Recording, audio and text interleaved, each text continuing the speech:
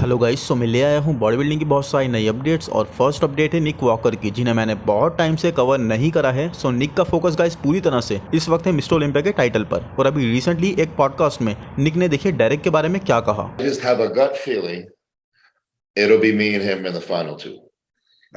I honestly feel this is my year. तो guys निक का मानना यह है कि इस बार टॉप 2 के लिए निक और डेरेक दोनों बैटल करेंगे और आमने सामने होंगे। एंड सी गाइज, दो डिवीजन हो रखे हैं। एक जो पूरी तरह से ये मानते हैं कि निक अपने शेप की वजह से नहीं जीत सकते, वो किसी भी चीज को कंसीडर नहीं करते हैं। वो सिर्फ ये मानते हैं कि निक का शेप खराब है तो उनका कोई चांस ही नहीं है। बट वो लोग ये भूलते हैं कि निक टॉप 3 क्रैक कर चुके हैं ऑलरेडी मिस्टर ओलंपिया में इस शेप के साथ ही। और जे कटलर का शेप गाइज बहुत अच्छा नहीं था। आप साथ में रॉनी कॉलमैन वगैरह का भी देख लो, they did not have best of the shapes, but उनकी कंडीशनिंग, उनकी फिजिक, जिस तरह का पैकेज वो लाते थे मसल मास के साथ, that was incredible.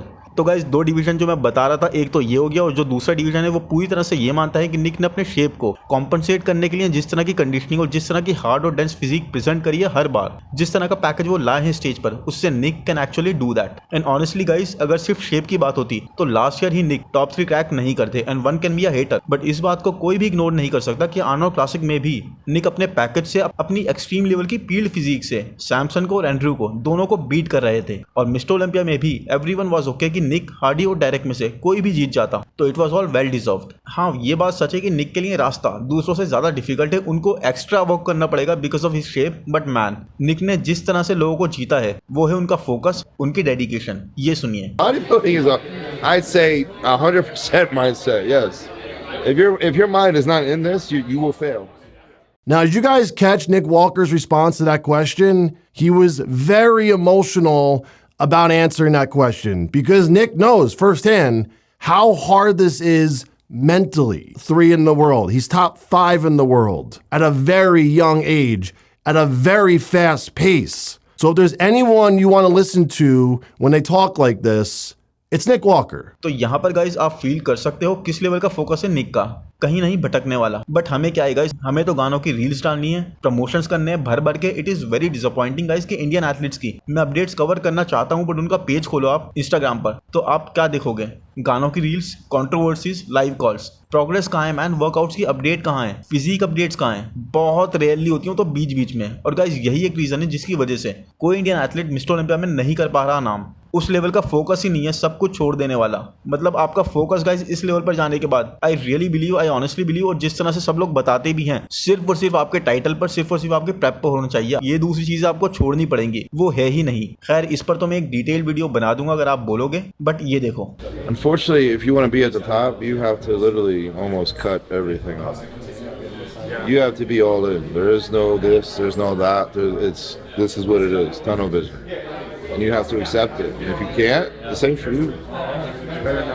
You can get by, maybe the amateur ranks, but to be at the top, I mean, it's like Hunter, right? Amateur shows वगैरह आप खेल सकते हो ऐसे, बट आगे बिना एक्सट्रीम लेवल ऑफ फोकस के कुछ भी नहीं होने वाला। नेक्स्ट अपडेट है गाइस लोगन फ्रैंकलिन की, जो टेक्सास प्रो में हमें compete करते हुए दिखने वाले हैं। एंड लास्ट वीडियो में जब मैंने लोगन को इंक्लूड नहीं करा था तो फैंस को बुरा लगा था, क्योंकि लोगन गाइस एक ऐसा एथलीट है जिनके फैंस भरे पड़े हैं। But honestly guys, I really like his physique, but अभी तक मिस्टर ओलंपिया के स्टेज पर क्लासिक डिवीजन में लोगन ने ऐसे खुद को कुछ प्रूव करा नहीं है। एंड जैसे गाइस मैंने एक वीडियो बनाया था पूरा डिटेल लोगन फ्रैंकलिन पर, उसमें आप देख सकते हो मैंने कवर करा भी था कि लोगन कैसे कभी कंडीशनिंग में तो कभी साइज में लैग करते हुए दिखाई दिए। वेल, साइज वाली बात तो अब हम नहीं करेंगे, क्योंकि ये लोगन फ्रैंकलिन बहुत ही अच्छी मसल मास अपने फ्रेम पर ऐड कर चुके हैं and keeping the waist in control and smaller. क्योंकि आप देख सकते हो गाइस कितने क्लासिक यहाँ पर अपनी लास्ट अपडेट में लोगन लग रहे थे। लास्ट ईयर लोगन कंपीट नहीं कर पाए, सो अब एक अच्छे गैप के बाद लोगन हमें with in 2 months Texas pro के स्टेज पर दिखने वाले हैं। Everyone has high hopes from him, specially जिस तरह से लोगन हमें अपनी लास्ट अपडेट्स में दिख रहे हैं। नेक्स्ट अपडेट है गाइस जेरेमी बॉन्दिया की, एंड मैंने कवर करा था कि जेरेमी बॉन्दिया सिक थे कुछ टाइम के लिए and then he return to the gym. और अब ये है जेरेमी की latest physique update 17.5 weeks out में। एंड जेरेमी थोड़ा सा भी हेजिटेट नहीं कर रहे हैं अपनी पूरी फिजिक को प्रेजेंट करने में। अपनी पूरी फिजिक जेरेमी ऑलमोस्ट हर सेकंड अपडेट में प्रेजेंट कर रहे हैं। एंड जेरेमी ने स्टोरी में बताया भी था गाइस कि इन्होंने कोई भी मसल मास या वेट लूज नहीं करा है। एंड अब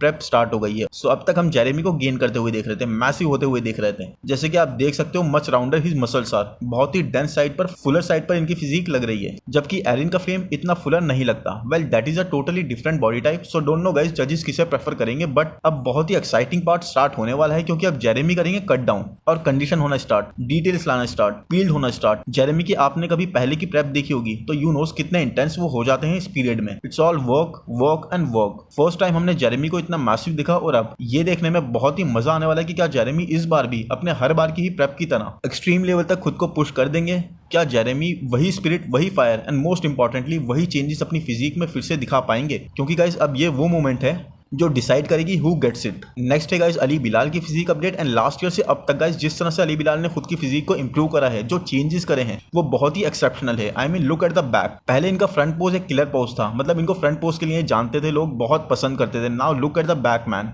ये कोई नॉर्मल बैक नहीं है। Now it is very granny thick. कैसे ऐड कर लिए थिकनेस अपने फ्रेम पर अली बिलाल ने बैक पोजिस में। लास्ट ईयर की अगर आप अली बिलाल की अपडेट उठाकर देखोगे तो आपको उनकी बैक ऐसी नहीं दिखेगी। ये सिर्फ और सिर्फ एफर्ट्स पुट इन कर रहे हैं एंड वो विजिबल है गाइस। एक काफी कंप्लीट बैलेंस फिजिक अब अली बिलाल की हो गई है और देख लेना गाइस बहुत ही जल्दी आप इनकी बैक और भी इंप्रूव होते हुए देखोगे, क्योंकि दिस ग्रेनीनेस एंड थिकनेस ये पहले नहीं थी। क्रेजी बीटेपर and crazy improvements guys. Next update है वेस्ली विजर्ड्स की एंड मुझे ऑनेस्टली समझ में नहीं आता गाइस कि क्यों ये अभी तक एक टॉप प्लेसर नहीं है। अभी इनका ऑफ सीजन खत्म हुआ है and if I am not wrong ये यामामोतो के लिए प्रेप कर रहे हैं, but look at him guys. उसके बाद भी इनकी कंडीशन पूरे ऑफ सीजन के बाद प्रपोर्शंस, कंडीशन, क्लासिक लाइंस, एक अलग ही लेवल का स्ट्रक्चर है इनका। वाइडर वेस्ट के साथ भी he looks insanely classic. Let's देखो कितने ज्यादा वाइड ओपन हो रहे हैं, किस लेवल तक आप इसे मिस्टर ओलंपिया में इग्नोर कर सकते हो। एक फुलर, ड्रायर और अमेजिंगली क्लासिक वेस्ली विजर्ड्स बहुत ही टफ कंपटीशन है किसी के लिए भी। And I mean guys off season में कोई थोड़ा तो फैट गेन करता है या चबी होता है, जैसे हमने अभी उर्स को देखा, और क्रिस को भी हम हमेशा ही ऑफ सीजन में देखते हैं चबी हो जाते हैं वो। बट वेस्ली मैन, एक ये और एक माइकल डबूल,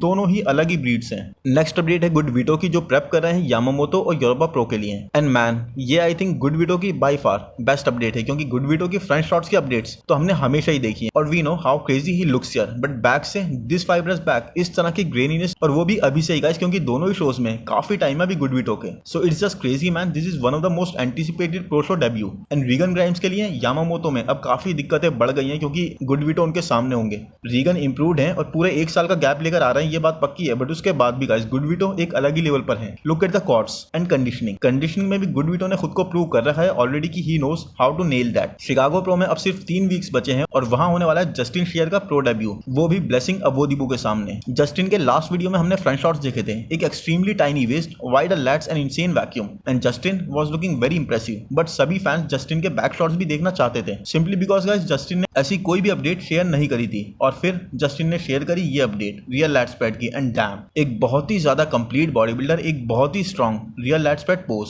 ग्रेनी नाली सी ड्राई सी back, glutes tighter and hamstrings are looking good too. एक जबरदस्त lats to waist ratio guys. कोई भी मसल जस्टिन का उनके दूसरे मसल्स को ओवरपावर नहीं कर रहा है और काफी एस्थेटिक फ्रेम ये कैरी कर रहे हैं। शिकागो प्रो जीतना तो इनके लिए इतना आसान नहीं होने वाला, क्योंकि ब्लेसिंग भी पूरी तरह से लगे हुए हैं शिकागो प्रो की प्रेप में, जानते हुए कि अगर ये शो नहीं जीते तो आगे वाले शोज बहुत परेशानी खड़ी कर सकते हैं उनके लिए। बस एक चीज जो ब्लेसिंग के अगेंस्ट जा सकती है वो है ऑन ना आना, क्योंकि खुद ही वो खुद को ट्रेन कर रहे हैं एंड ये चीज नेल करना एक इतनी आसान चीज नहीं है। नेक्स्ट अपडेट है नसीर सैयद की, जो पोर्टुगल प्रो में कंपीट करने वाले हैं इस वीकेंड। एंड नसीर 212 डिवीजन में कंपीट करते हैं और अब तक इनकी सबसे हाईएस्ट प्लेसिंग गाइस रही है 7th। बट इस वक्त नसीर की इंप्रूवमेंट इंक्रेडिबल है guys. I mean look at this, the roundness and graininess, बिल्कुल ही insane level. I mean guys ऐसी ग्रेनीनेस तो बहुत लंबे टाइम से 212 के किसी एथलीट में मैंने नहीं देखी किसी अपडेट में। Proper dry, vascular and grainy physique और पूरी तरह से पैक्ड विद मसल्स। बहुत ही स्ट्रॉन्ग फ्रंट और बैक रिलैक्स पोज दोनों ही यहाँ पर ये प्रेजेंट कर रहे हैं। एंड अभी तक हम कैरिज, शॉन और एंजल वगैरह की बात कर रहे हैं, बट इट्स जस्ट गाइस जैसे ही मैंने इनकी अपडेट देखी आई गॉट शॉक कितनी ज्यादा इंप्रेसिव इंप्रूवमेंट्स नासिर ने, क्योंकि विदाउट अ डाउट गाइस ये एक टॉप प्लेसर फिजिक लग रही है यहाँ पर। तो नेक्स्ट अपडेट है गाइस स्टेफन मटाला की, जो फाइनली इस वीकेंड को अपना डेब्यू कर रहे हैं पोर्टुगल प्रो से ही। यस गाइस, काफी सारे नए फेसेस हमें पोर्टुगल प्रो में देखने को मिलने वाले हैं और इस बार पता चल ही जाएगा कि जो हाइप